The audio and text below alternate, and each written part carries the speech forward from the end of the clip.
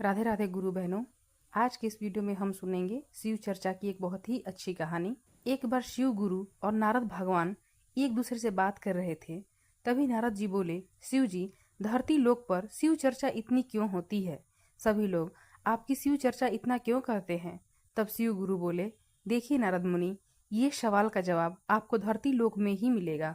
आप धरती लोक में जाकर पूछिए। शिव गुरु बोले, आप इंसान का रूप लेकर जाएं और वहाँ के जिस प्राणी का बच्चा आपको दिखेगा आप उसी से पूछिएगा। नारद जी बोले, ठीक है। नारद जी धरती लोक में मानव रूप धारण करके उतरे और सबसे पहले उन्होंने एक कौवे के बच्चे को जन्म होते हुए देखा। नारद जी कौवे के बच्चे के पास जाकर उसके कान में पूछे कि धरती लोक में शिव चर्चा इतना क्यों होता है। इतना पूछते ही कौवे का बच्चा मर जाता है। नारद जी बहुत दुख करने लगते हैं। तब वे शिव गुरु के पास वापस गए और बोले कि शिव जी, जैसा आप बोले थे हम वैसा ही किए, लेकिन कौवा का बच्चा मर गया। अब हम किससे पूछे? तो शिव गुरु बोले कि नारद जी, आपको इस सवाल का जवाब धरती लोक में ही मिलेगा। आप धरती लोक में जाकर पूछिए। फिर धरती लोक में मनुष्य रूप में गए। इस बार उनको कुत्ता का बच्चा पैदा होते हुए दिखा। वह कुत्ते के बच्चे के कान में जाकर पूछे कि शिव चर्चा इतना क्यों होता है, शिव गुरु धरती लोक में इतना प्रसिद्ध क्यों है। तभी कुत्ता का बच्चा भी मर जाता है। यह देखकर नारद जी बहुत निराश हो जाते हैं।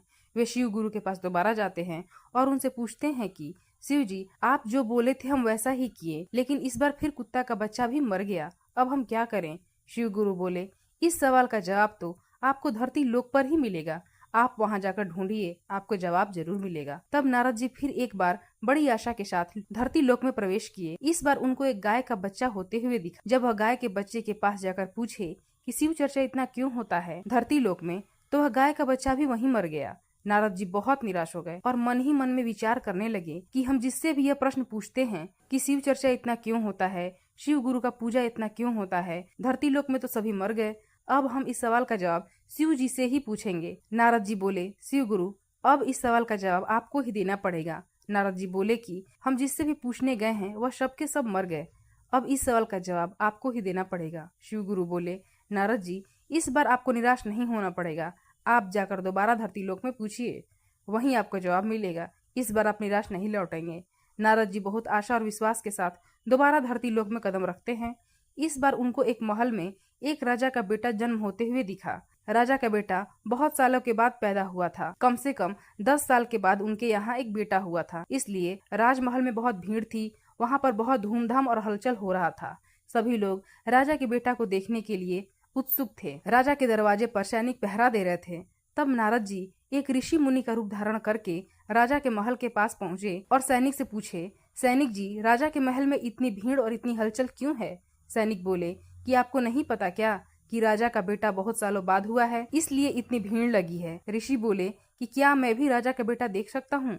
मुझे भी उसको देखना है। तभी सैनिक ऋषि को मना करने लगे और वहाँ से जाने के लिए कहने लगे। ऋषि मुनि नहीं माने और वहीं पर खड़े हो गए। सैनिक ने विवश होकर राजा को बुलाया और बोले, राजा जी, आपके दरबार में एक ऋषि मुनि आए हुए हैं और वे बच्चे को देखने के लिए बहुत ही जिद कर रहे हैं। राजा जल्दी से आए और ऋषि मुनि से बात किए। ऋषि मुनि बोले, हम आपके बेटे को देखना चाहते हैं। राजा मान गए। राजा उन्हें अपने बेटे को देखने की अनुमति दे दिए। जब राजा और ऋषि मुनि एक साथ बच्चे के कमरे में पहुंचे, तब ऋषि बोले, राजा, हमको इस बच्चे से थोड़ी देर के लिए बात करनी है। राजा चौंक कर बोले, मुनिवर, यह बच्चा तो अभी 2 घंटे पहले ही हुआ है, यह आपसे क्या बात करेगा? ऋषि बोले, देखिए राजा, हम इस बच्चे की तलाश में यहाँ पर आए हैं, हमको इसके कान में कुछ कहना है।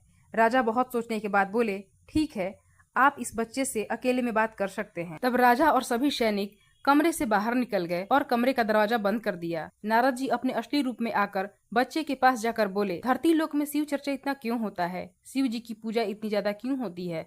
तब वह बच्चा उठकर बैठ गया और बोला कि नारद जी, आप यह सवाल जब हम कौआ के रूप में जन्म लिए थे उस समय हमसे पूछे थे। उस जन्म में भी हमको मुक्ति मिल गया। उस समय भी आप यही सवाल मेरे कान में पूछे थे और उस जन्म में भी हमको मुक्ति मिल गया। जब हम गाय के बछड़े के रूप में जन्म लिए तब भी आपने मुझसे यही सवाल किया था और मुझे उस जन्म में भी मुक्ति मिल गया था।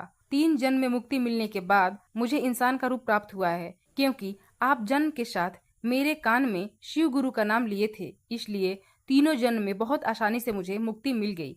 इसलिए चर्चा इतना होता है। नारद जी के रोंगटे खड़े हो गए और नारद जी चौंक गए।